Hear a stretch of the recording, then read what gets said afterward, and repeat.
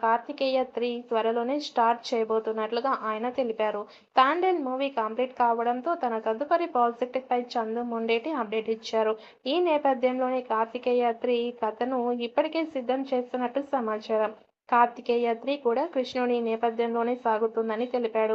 శ్రీకృష్ణుడు అంటే చాలా ఇష్టం అని ఆయన గురించి చెప్పడం అంటే ఎన్నో విషయాలను మరింత ఆసక్తిగా చెప్పవచ్చని దర్శకుడు తెలిపాడు. కార్తికేయ 2 సినిమాతో ఫ్యాన్స్ ఇండియా స్థాయిలో ఈ దర్శకుడు క్రేజ్ తెచ్చుకున్నారు. ఇక దాంతో కార్తికేయ 3 మూవీని మరింత గ్రాండ్ విజువల్స్‌తో అద్భుతమైన కథనాలతో తీయబోతున్నట్లుగా తెలుస్తోంది.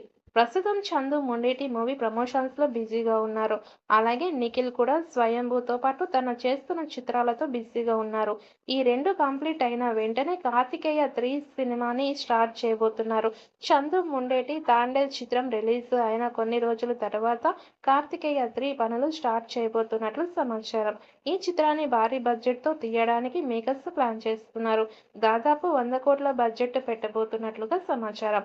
కార్తికేయ 3 మీద బాలీవుడ్‌లో కూడా భారీ అంచనాలు ఉన్నాయి. ఈ చిత్రం కోసం అక్కడి ఆడియన్స్ కూడా ఎదురు చూస్తున్నారు. ఈ నేపథ్యంలోనే భారీ బడ్జెట్‌తో పాటు భారీ విజువల్స్ అలాగే అన్ని భాషల నుంచి నటీనటులను తీసుకొచ్చి కృష్ణుడి నేపథ్యంలో మరింత గ్రాండియర్‌గా ఈ చిత్రాన్ని తీయడానికి మేకర్స్ ప్లాన్ చేస్తున్నారు. త్వరలోనే కార్తికేయ 3 అఫీషియల్‌గా స్టార్ట్ అవుతుందని సమాచారం.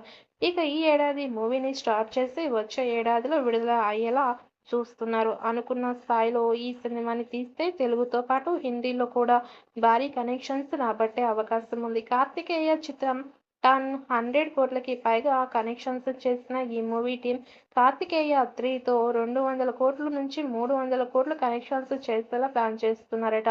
దాంతో ఈ మూవీ మీద అంచనాలు భారీగా పెరిగిపోయి ఉన్నాయి.